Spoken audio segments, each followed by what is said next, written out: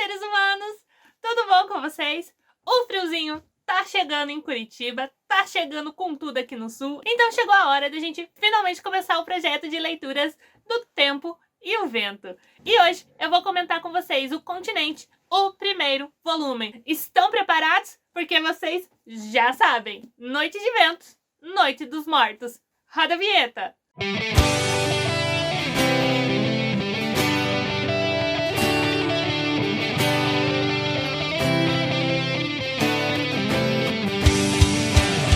Ei, gente, tudo bom com vocês? Eu sou Morgana, sou professora de História, esse aqui é o História de Noah e hoje estamos começando o projeto de leitura do Tempo e o Vento. E nós vamos fazer a leitura por essa minha edição aqui da Companhia das Letras, que dividiu os 7 volumes da série em 3 livros, ou seja, em uma trilogia, porque é o que eles são. A gente vai lançar os vídeos aqui por volume, então vão ser 7 vídeos no final. Eu tenho um vídeo onde eu explico certinho como que vai ser esse projeto de leitura, quando que eu vou lançar os vídeos, como que vai ser dividido e onde eu também faço uma resenha da trilogia no geral, tá bom? Pegando toda a história do que você pode esperar dessa trilogia. Eu vou deixar ele aqui nos cards, mas também tem a playlist, que é onde a gente vai salvar todos os vídeos conforme vai saindo aqui no canal, ok? O vídeo de hoje, então, é o vídeo onde eu vou comentar com vocês o primeiro volume. Então, vai até essa parte. Eu cheguei a mostrar para vocês naquele vídeo também essa minha edição aqui, os detalhes para você ver se vale ou não a pena para você comprar. Então, a gente vai comentar até essa parte aqui do livro, essa primeira metade, esse primeiro volume. Mas antes da gente começar, você já sabe, tá bom? Se inscreve no canal caso você não seja inscrito. Se essa é a sua primeira vez aqui no canal, prazer, eu sou Morgana, esse canal aqui é meu e da minha irmã gêmea Monique. Nós somos professoras, eu de História, ela de Português, e nós fazemos vários vídeos aqui de aulas e compartilhando a nossa vida como professoras. Mas como a gente é leitora, porque leitor consegue fazer alguma coisa a não ser falar de livro? Não consegue, então a gente também fala de livro aqui nesse canal. A gente dá várias dicas maravilhosas, então dá uma olhadinha nas nossas playlists depois que esse vídeo acabar. Mas você está vendo esse vídeo agora, então continua vendo esse vídeo agora. Dá o seu curtir, que é super importante, tá bom? Para o YouTube entender que esse conteúdo é maravilhoso e indicar para mais pessoas, mas você pode fazer isso através das suas redes sociais, Instagram, WhatsApp, Facebook, Twitter, o que você quiser. Indica a gente para os seus amigos. E se você quiser conhecer a gente um pouquinho melhor, vai lá nas nossas redes sociais, estão aqui embaixo, nosso Instagram e nosso Facebook, e a gente tem conteúdo específico e exclusivo para o Instagram. Então, é lá no Instagram que eu faço, por exemplo, os meus vídeos de assistidos e lidos de todos os meses. Todos os meses certinho eu lanço lá. Então dá um pulinho lá se você quer saber quais são as outras coisas que eu tô lendo no momento. Mas vamos começar, porque esse aqui é um dos meus livros favoritos da vida, é releitura, então eu vou falar muita coisa aqui. Gente, como eu falei naquele vídeo de introdução, eu quis fazer isso numa releitura, porque eu acho que a releitura ela traz muito mais coisas, você consegue perceber mais coisas. Então eu vou comentar com vocês as coisas que eu achar pertinentes. Sem spoilers, já tá aquele primeiro vídeo da introdução, onde eu fiz uma resenha geral da trilogia, tá bom? Então, se você quiser sem spoilers, lá é mais seguro do que aqui. Você foi avisado, ok? Ok. Então, eu tive uma experiência bem diversificada com esse livro. Esse livro, esse primeiro volume, ele é dividido em 1, 2, 3, 4, 5, 6, 7 capítulos. O livro vai começar no capítulo chamado O Sobrado, que vai se passar ali em 1800, tá bom? Século XIX, 1895, ou seja, a República aí tem 1, 2, 3, 6 anos mais ou menos, tá bom? E tá no final da Guerra Federalista, uma guerra civil que aconteceu no Rio Grande do Sul e Santa Catarina. Guerra civil, tá bom? Início da República, conflitos republicanos para decidir a elite política do Estado. Muito conhecida ali pelos dois lados, que eram divididos, pelos pica-pais e os maragatos. A gente já tem vídeo aqui no canal e eu indico, gente, dá uma olhada nos vídeos de história aqui do canal, para você entender mais ou menos o que tá rolando de politicagem. Por quê? Você pode ler o livro, porque o Érico Veríssimo ele vai explicar bem? Vai. Só que assim, como eu disse no vídeo de introdução, é uma guerra depois da outra, gente. de verdade, é uma guerra depois da outra. Então, se você tiver um pouquinho mais claro quais são os conflitos aqui, quais são as disputas, vai ficar mais fácil de você entender. Por quê? Porque o Érico Veríssimo ele faz uma coisa maravilhosa, que ele traz os dois lados muito bem representados. O legal desse livro é que é uma representação daquele período. Você tem esse narrador em terceira pessoa, mas ele não é um narrador que critica, sabe? Ele não é um narrador igual os narradores do Machado, que vem e critica o personagem principal, e diz que ele tá pensando e sentindo aquilo, ou que ele tá falando isso, mas ele tá pensando e planejando outra coisa. Não. Ele narra aquilo sem nenhum tipo de julgamento. Então cabe você, leitora, a julgar as posições. Então ele só dá os lados. E ele representa esses lados muito, muito bem. O livro, essa edição aqui, eu esqueci de falar isso no outro vídeo, ele traz aqui no final essa cronologia, tá? Eu não sei se vai pegar por causa da luz, essa cronologia, aonde você tem os dados históricos que estão acontecendo naquele período, então com as datas, e um resuminho, ó, bem curtinho do que tá rolando no período, mas tá dividido em 3 linhas, ó, em 3 colunazinhas. Então, uma coluna é o que está acontecendo no Brasil, no mundo. A outra coluna é o que está acontecendo no livro, né, da história dos personagens. E a terceira coluna é o que está acontecendo na vida do Érico Veríssimo. Esse primeiro capítulo é o Sobrado. A família Terra Cambará está presa lá dentro, junto com os seus guerreiros e comparsas, aliados políticos e soldados. Estão presos lá porque o Sobrado está cercado. Cercado por quem? Pelos Maragatos, ou seja, o outro lado da Guerra Civil, que é representado pela família Amaral. E aí vai mostrar, então, esse cerco deles dias e dias trancados nessa casa, defendendo a casa armados e tentando afastar, né, essas pessoas com essa arma para eles não entrarem dentro da casa e matar e prender todo mundo que tá ali. E aí o próximo capítulo, então, que se chama A Fonte, vai voltar no tempo e vai contar a origem dessa família. Essa parte da fonte, para mim, foi a parte mais arrastada. Ó, ela tem mais ou menos umas 30 e tantas páginas, e para mim foi a parte mais arrastada, que é a história do Pedro, o nascimento dele. O Pedro seria, então, a origem dessa família, que a mãe dele era uma índia que provavelmente foi estuprada por um... Como que é o nome daqueles caras que viajavam? Bandeirante.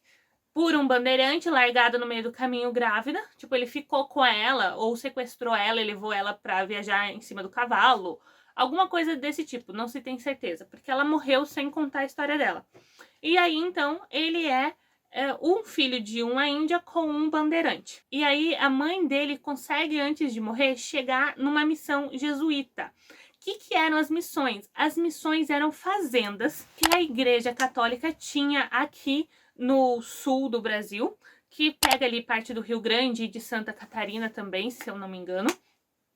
E eram conhecidos pelos 7 povos das missões, ou seja, eram 7 grandes fazendas diferentes, onde esses padres jesuítas que faziam parte da missão de Jesus, que foi um grupo de missionários que a Igreja Católica estabeleceu, criou para fazer o evangelismo, missões evangelísticas aqui na América, logo depois do descobrimento, tá bom? Então tá bom.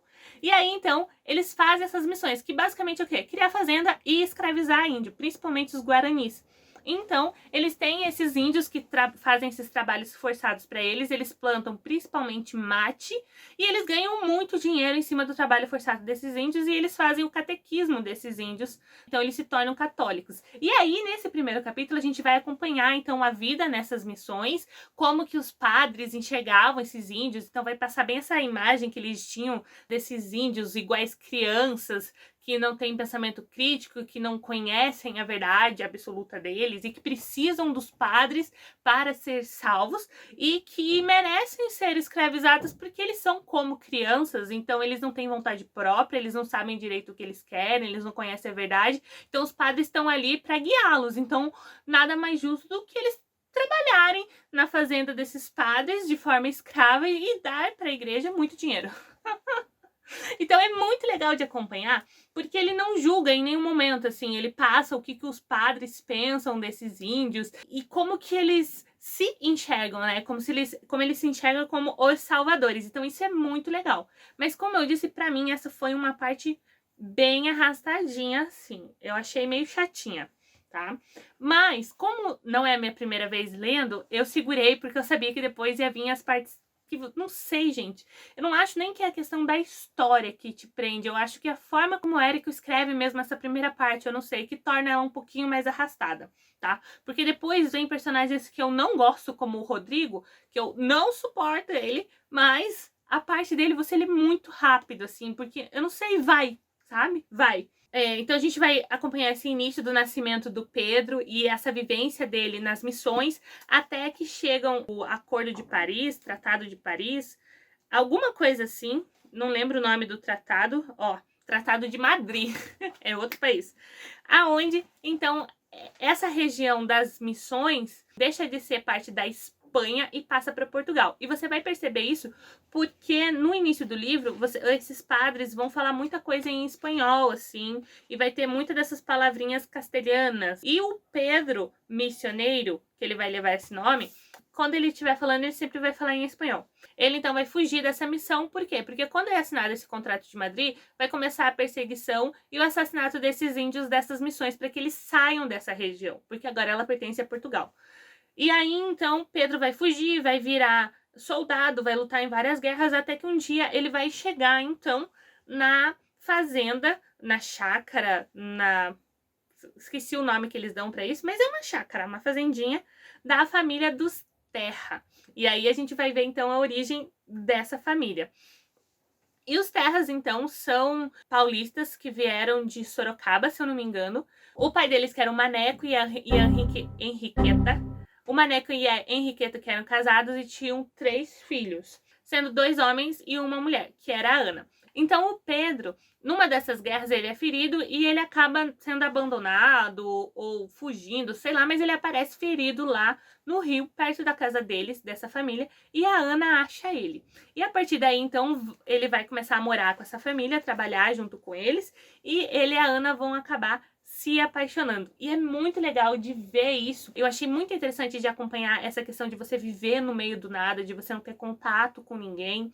Mas acho que o que mais impera aqui é a questão do machismo, né? Que o Érico Veríssimo, ele sabe representar muito bem aqui nos Terras. Que é essa questão do homem que controlava tudo, da mulher que não podia ter voz pra nada. Tem uma passagem aqui, eu não sei nem se eu marquei, fala que a Henriqueta não gosta de morar ali naquele interior, que ela morre de medo, porque não tem ninguém perto, não é nenhuma vila, nada. Eles têm uma fazenda no meio do nada, não tem nenhum vizinho perto, eles não conversam com ninguém, eles não têm nenhum tipo de convívio social, nada. Eles só fazem trabalhar naquela fazenda porque o marido decidiu que seria assim. O marido não quer que nenhum dos filhos case ou saia de lá, quer que todo mundo fique ali, porque o sonho da vida dele sempre foi ter terras e fazer elas renderem, trabalhar com a terra. E aí a Ana tá reclamando daquilo porque a Ana queria viver numa cidade e pensar, gente, aqui, né? Século XVIII isso. Século XVIII, 1750 mais ou menos. As cidades não tinham nem 100 mil pessoas naquela época, né? Uma cidade grande não tinha nem 100 mil pessoas. Mas ainda assim eles queriam ter esse convívio social e a Henriqueta não queria viver ali, mas tem uma passagem que fala no livro que ela não falava isso pro marido. Porque ele não queria ouvir ela e ela também não tinha que falar. Que sempre que ele chegava, ela baixava a cabeça, ficava de boca fechada e era isso. Acho que a coisa que mais me chamou a atenção aqui nesse livro é como ele representa isso. Ele representa essas relações sociais naquela época. Porque é uma das coisas que mais me irritam, por exemplo, e por que eu não consigo ler romance de época. Que são aqueles romances tipo os Bridgertons ou... não sei, os únicos que eu conheço são os Bridgertons. Que são tipo os Bridgertons, assim, que se passa naquele período, mas as pessoas vivem, falam e pensam como as de hoje. E o Érico, ele não faz isso, ele faz um romance histórico. Então ele traz a forma como essas pessoas pensavam naquela época, como elas conviviam naquela época. E a representação da mulher aqui, ela vem dessa forma muito linda, assim, de mostrar como elas estavam sujeitas a esse machismo, como elas estavam sujeitas a esses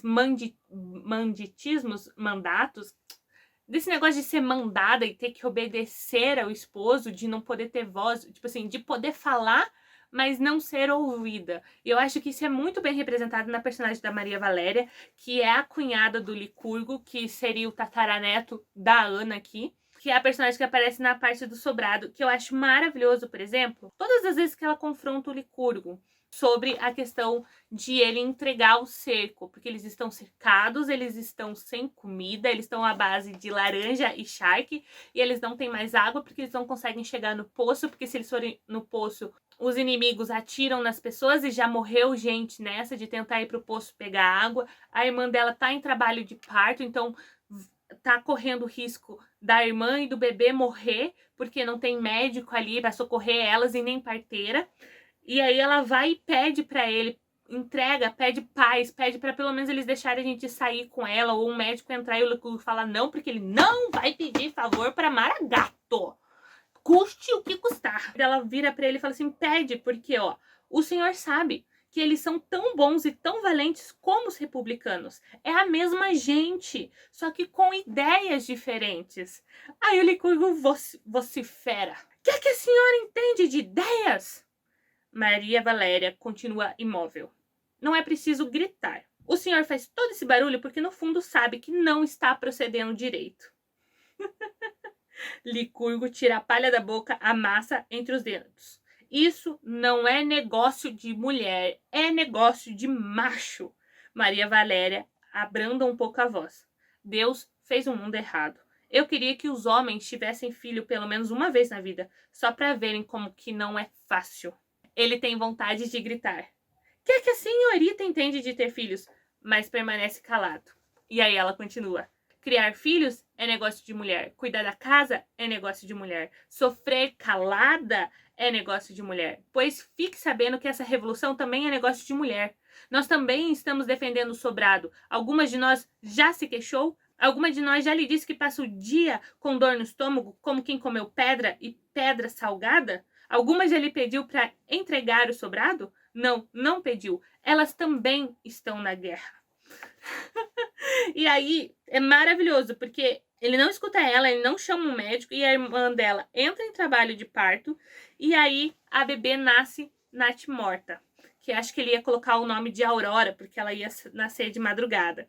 E ele tava com essa questão, assim, de nossa, ia ser lindo se a minha filha nascesse dentro do cerco, porque eu ia poder contar para todo mundo que ela nasceu no meio do cerco, que a gente resistiu até o final. Porque para ele tinha esse orgulho da vitória, de que ele não tinha se acovardado, né? E para Maria Valéria era assim...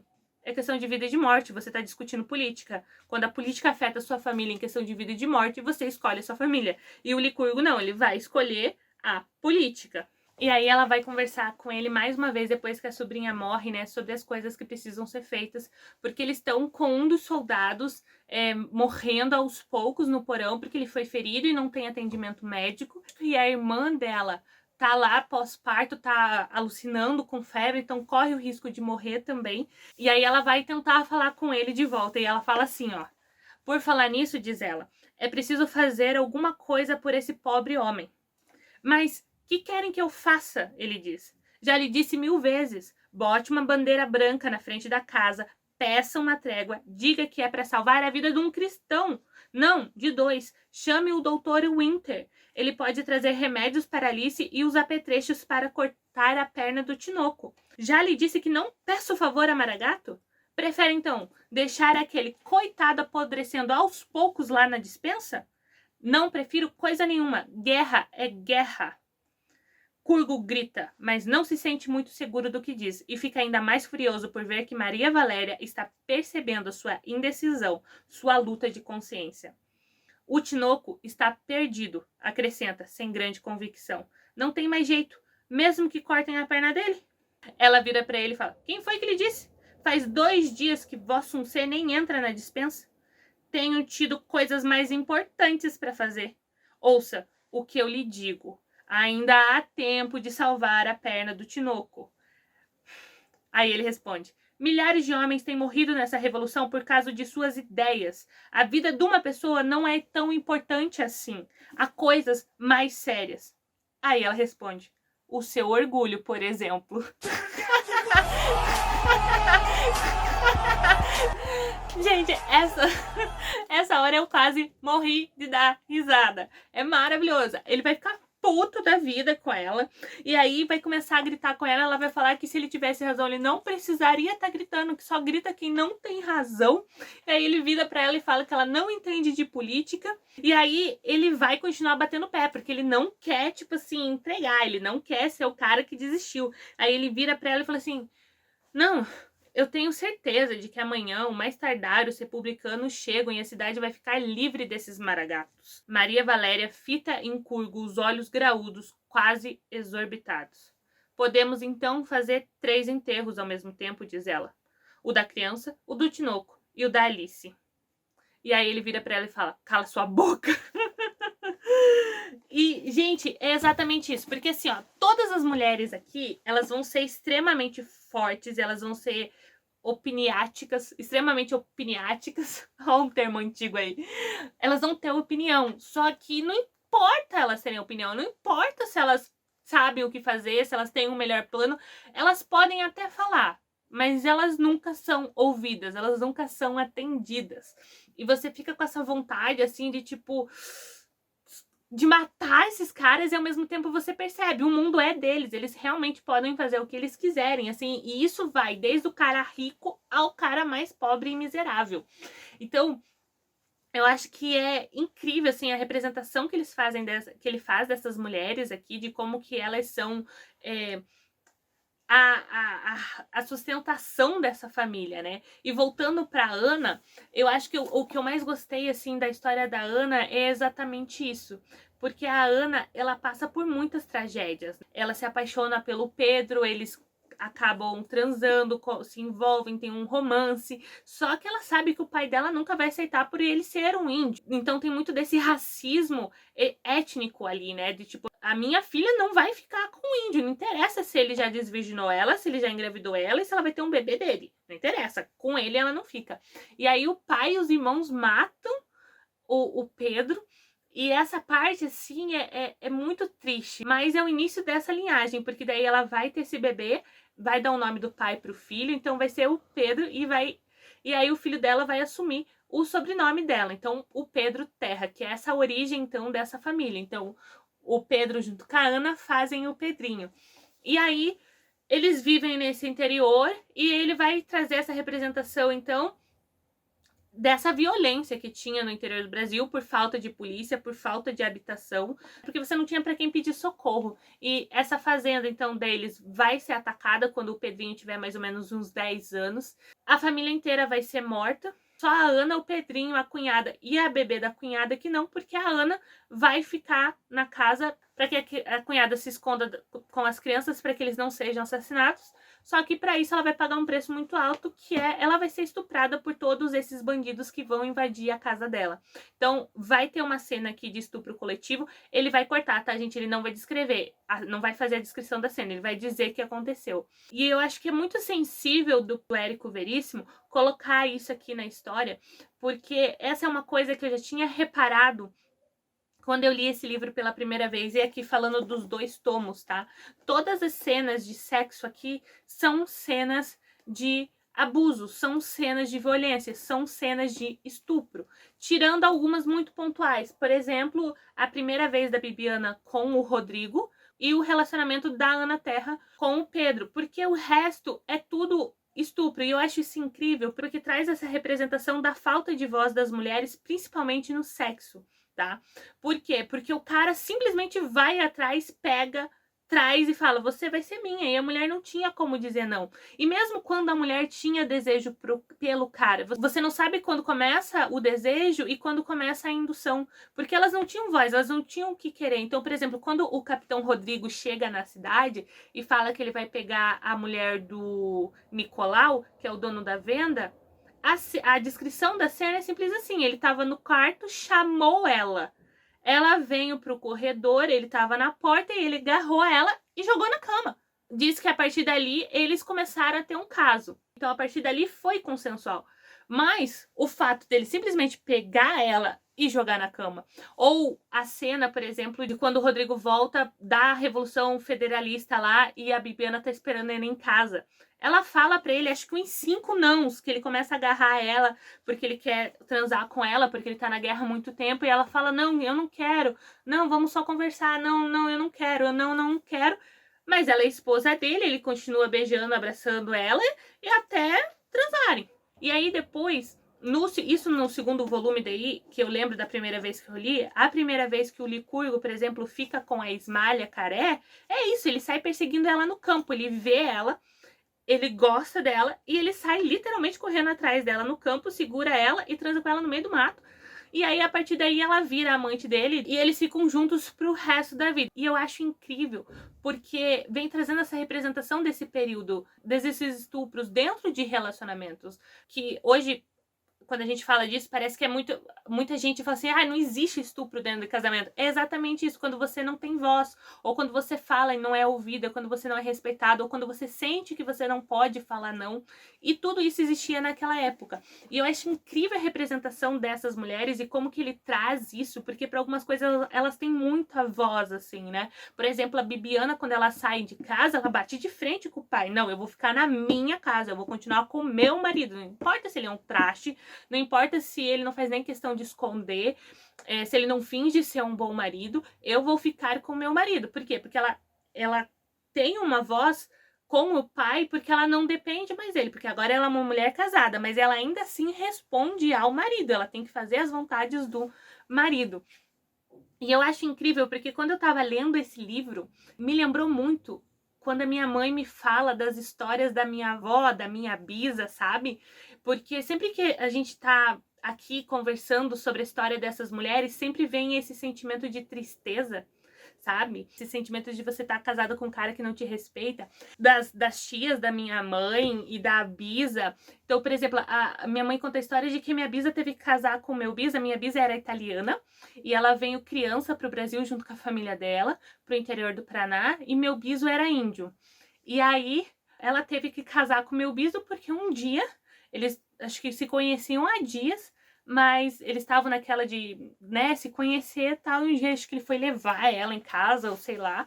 Na varanda ele foi e deu um selinho nela, roubou um selinho dela, e o pai dela viu. E naquela mesma semana eles casaram. Só que foi um desses casamentos, né, gente, que ele traía ela a rodo, ele tinha um bar, enquanto ela trabalhava atrás do balcão, ele tava pegando alguém no salão, entende? E aí ela teve 6, 7 filhos.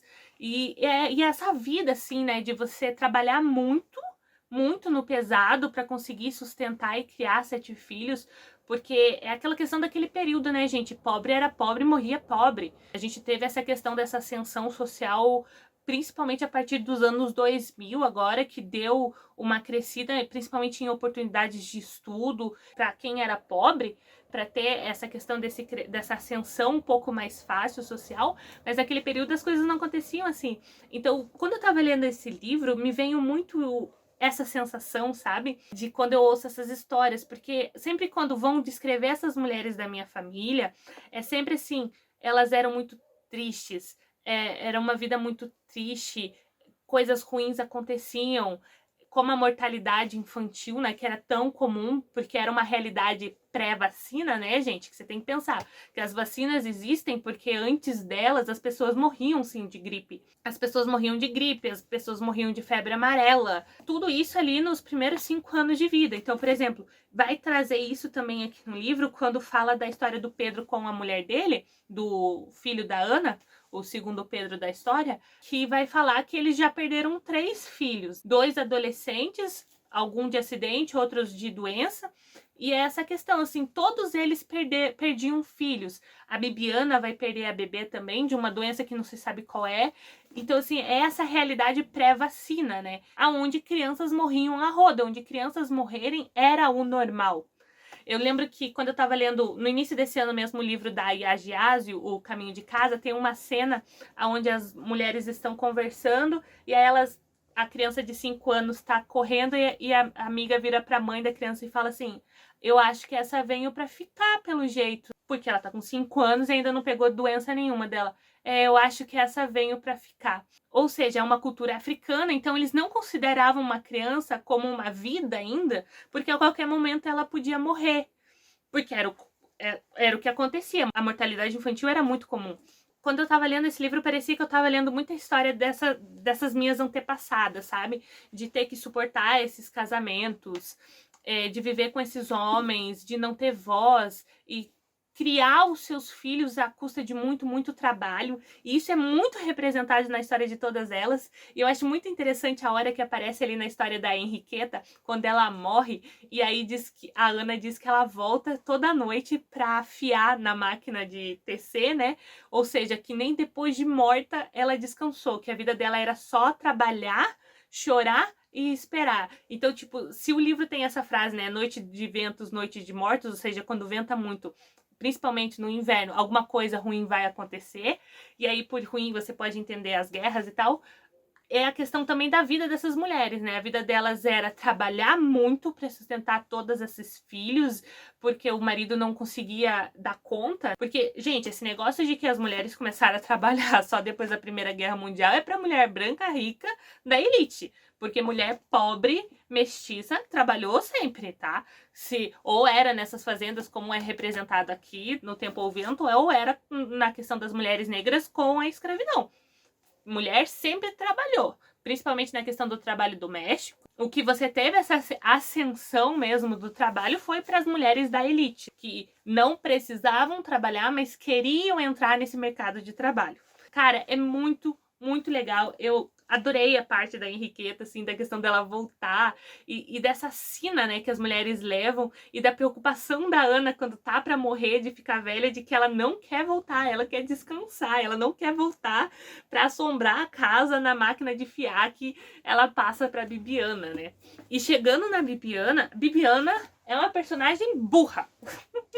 Mas eu não sei também até que ponto que ela é burra, né? Porque a primeira descrição da Bibiana é que ela é cabeça dura. O Pedro fala que ela é cabeça dura.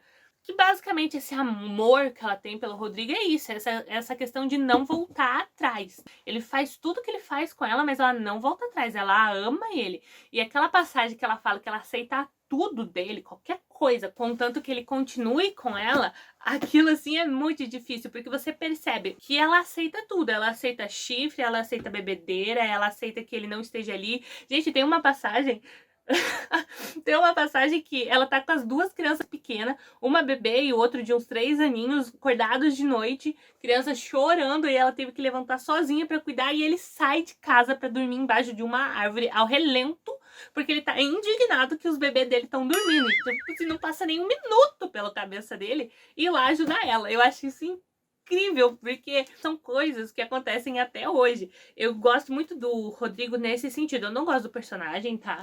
Eu acho ele um escroto, um machista, mas eu acho que ele é uma boa representação dos homens daquele período e de muitos homens do dia de hoje, porque é essa questão do que eu acho que eu consigo, né? Tipo, eu acho que eu consigo ser fiel a Bibiana. Eu acho que eu amo ela o suficiente pra fazer isso.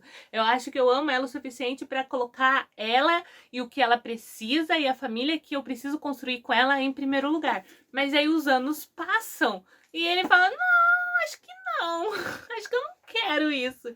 E isso é muito legal ver a jornada desse personagem, porque ele é escrachado, assim, ele realmente não esconde quem ele é. Então a Bibiana casa com ele sabendo exatamente quem ele é. É claro que ela tem uma esperança infantil de primeiro amor, de que ele vai ser tudo aquilo que ela quer que ele seja, mas logo no início do casamento ela já perde essa esperança, ele já se mostra quem é, e mesmo assim ela continua amando ele, porque é aquele negócio, né? Ela ama ele por quem ele é.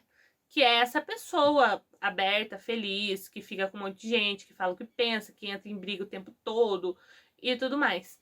E eu gosto muito da masculinidade que o Érico Veríssimo mostra aqui nesse livro, porque tem esses dois contrapontos, né? O contraponto do homem viril, que pega um monte de mulher, que fala o que pensa, que bate em qualquer um, que entra em briga, a rodo, que é o Rodrigo Cambará, então é o lado da família Cambará, e Os terras, que são esses homens secos, que não falam, que não expressam sentimentos, que não pedem desculpas, que guardam rancor e que tá tudo ali naquele silêncio. E esses dois ideais de masculinidade perpetuam até hoje na nossa sociedade e mostra muito como esse machismo e esse comportamento afeta principalmente os homens. A gente vai ver isso mais no segundo volume, mas nesse primeiro eu achei incrível, assim, porque ele consegue trazer essa realidade, ele não enfeita, né? Ele traz esses dois lados. Esse livro foi escrito na década de 60, né, gente? Vamos pensar aí que...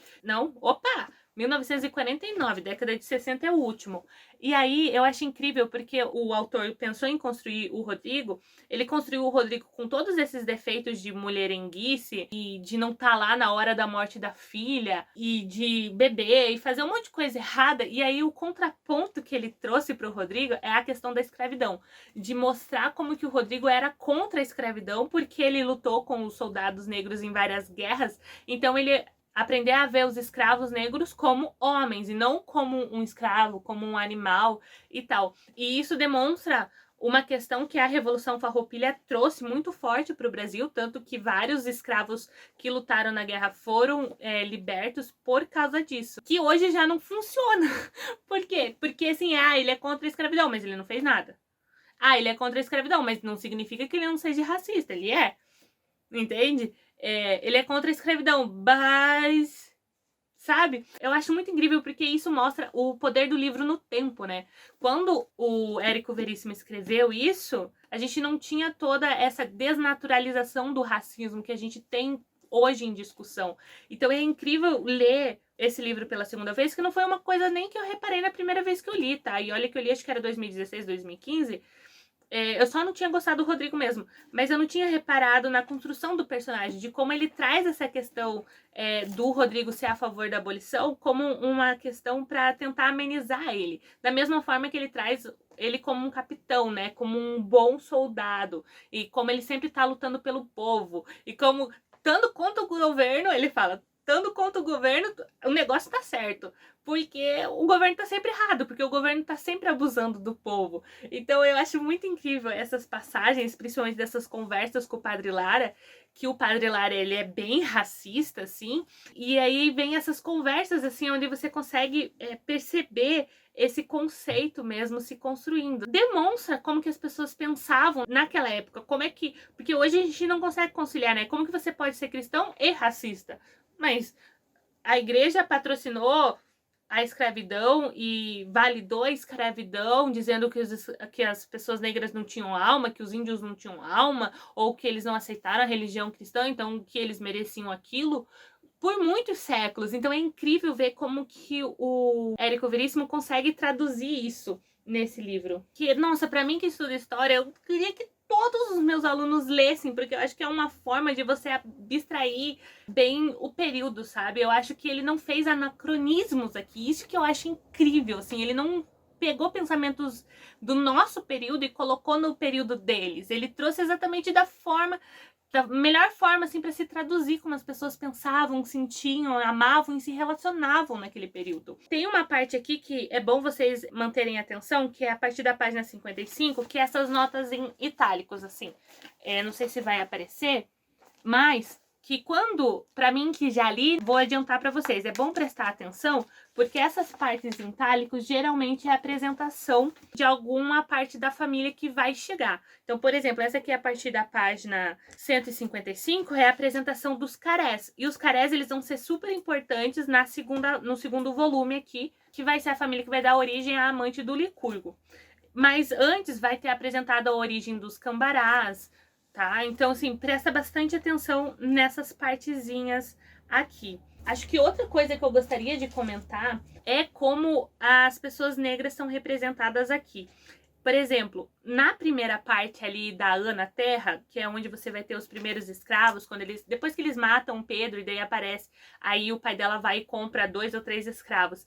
O engraçado é que durante toda a parte da Ana Terra, o nome desses escravos não é mencionado. E eu achei isso incrível, porque eles realmente, assim, não, a escravidão tirava a identidade deles, então não tem por que mencionar nomes. E o engraçado é que quando você vai para a parte do sobrado, que é no futuro, né, 100 anos para frente, a abolição aconteceu há 8 anos, mais ou menos, e aí os escravos na parte dos sobrados recebem um nome, recebem nomes. E isso é muito incrível, porque é uma coisa sutil, mas que o Érico traz, essa falta de identidade que eles tinham. E aquela cena onde a Ana se lembra do enterro dos familiares, e aí ela percebe que para os 2 irmãos e para o pai ela verificou a pulsação e viu que estavam mortos mesmo antes de enterrar, mas aí ela se lembra que ela não verificou de um dos escravos.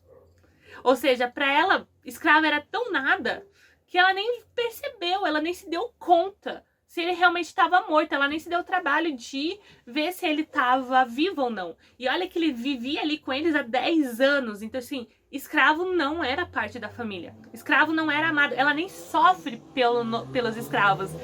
Isso é incrível, porque é exatamente isso. Escravo era só mais um animal deles. Ela fica muito feliz, por exemplo, que a vaca sobreviveu, mas ela nem liga quando ela se dá conta de que, aconteceu, enterrei um escravo vivo. Acontece, né?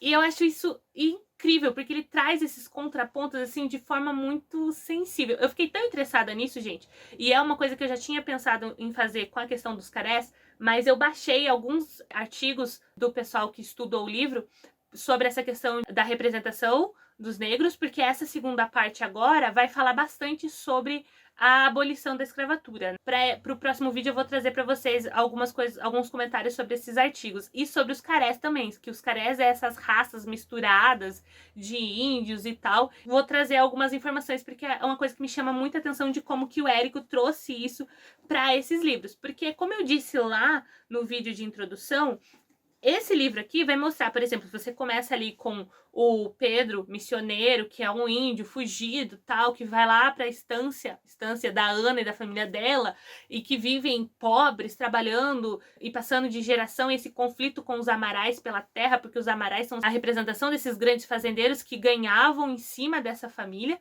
Isso vai ficar um pouco mais claro agora nesse segundo volume. E aí como eles sofriam, e aí quando você vai para o sobrado, o Licurgo, que é o bisneto da Ana, ele é um senhor do sobrado, porque o sobrado é essa representação de poder, de ascensão financeira. Quando você vai, por exemplo, na Rua 15 aqui de Curitiba, ou no centro histórico da sua própria cidade, você vai ver, ele é basicamente feito desses grandes sobrados. Acho que eu vou deixar umas fotos aqui para vocês verem, que representavam, gente, dinheiro, poder, de você poder construir uma casa com 2 pisos, dela ser de alvenaria e não de madeira, de estar na praça principal da cidade, todo mundo ver, de todo mundo saber quem vocês são. Então isso é muito incrível, porque você passa pela história da Ana, do Pedro, do Pedrinho, você passa pela história da Bibiana, do Juvenal, e todos eles são muito pobres, assim, precisam trabalhar para sobreviver, e tem a família dos Amarais ali sempre tentando ganhar em cima deles. E aí quando vai pro capítulo do sobrado, que não leva esse nome à toa, que mostra essa ascensão dessa família,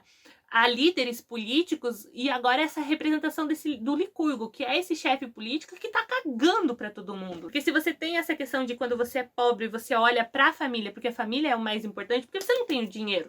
Então a família é o mais importante. E aí quando você vai lá, pro Licurgo, o mais importante é a política. Não é nem o dinheiro, é a política. E isso é muito, muito legal. E eu, cara, não sei em quanto tempo essa edição desse vídeo vai ficar, mas eu falei aqui mais de 1 hora, gente. De verdade. Essas foram as minhas impressões só do primeiro volume desse livro, gente. Só do primeiro volume. E eu tenho certeza que a hora que eu terminar esse vídeo e for editar, eu vou falar: ai meu Deus, eu esqueci de falar disso. Ai meu Deus, eu esqueci de falar aquilo. Mas qualquer coisa eu trago no próximo vídeo, tá bom? Deixa o seu curtir, compartilha com seus amigos e leia esse livro, gente. E se você tiver dúvidas sobre os momentos históricos, dá uma passada nas nossas playlists de história e dá uma olhadinha nas aulas pra você entender mais ou menos quais são os cenários políticos que estão rolando por ali, tá bom? Eu também vou deixar linkado aqui nos cards, algumas delas, talvez facilite para você achar. Beijinhos, até a próxima. Tchau!